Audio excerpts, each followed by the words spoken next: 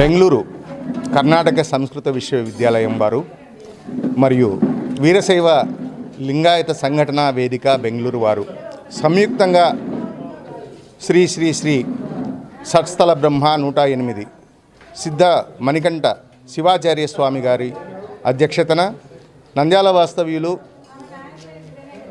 బహుముఖ ప్రజ్ఞాశాలి పండిత వరేణ్యుడు అయినటువంటి శశిభూషణ సిద్ధాంతి గారి ఆధ్వర్యంలో దేవాలయ విగ్రహ ప్రతిష్టా విధానము, దేవీ దేవతల ప్రతిష్టా విధానాలు, మంత్ర విభాగము, క్రియాచరణ, వైదిక క్రియాచరణ, ప్రాయశ్చిత్తాది విషయముల యందు 3 రోజుల పాటు కర్ణాటక, ఆంధ్ర, మహారాష్ట్ర, తెలంగాణ పండితుల మధ్య, పురోహితుల మధ్య అవగాహన సదస్సు అనేది ఏర్పాటు చేసి ఏ విధంగా చేయాలి, ఏ విధంగా ఏ దేవతకు ఏ మంత్రం చెప్పాలి, శయ్యాదివాసము, జలాదివాసము, ధాన్యాదివాసము లాంటి ధ్వజ ప్రతిష్ట ఇట్లాంటి అన్ని విషయాలపైన వాళ్ళు కూలంకషంగా వివరణ ఇవ్వడం జరిగింది. అది అందరికీ ఒక ఆచరణాత్మకమైనటువంటి విధానంగా అక్కడ కర్ణాటకలో అందరూ బాగా అభినందించడం జరిగింది.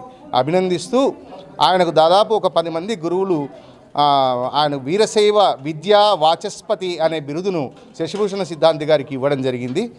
వారితో కలిసి వెళ్ళిన మాకు పాల్గొన్నందువలన మేము ఆ యొక్క విధానాలలో మేము పాల్గొని దాన్ని సఫలీకృతం చేయడం వల్ల మాకు కూడా వీరశైవ ఆగమ విద్వన్మణి, వీరశైవాగమ విద్వన్మణి అనే బిరుదును ఇచ్చి సత్కరించినారు.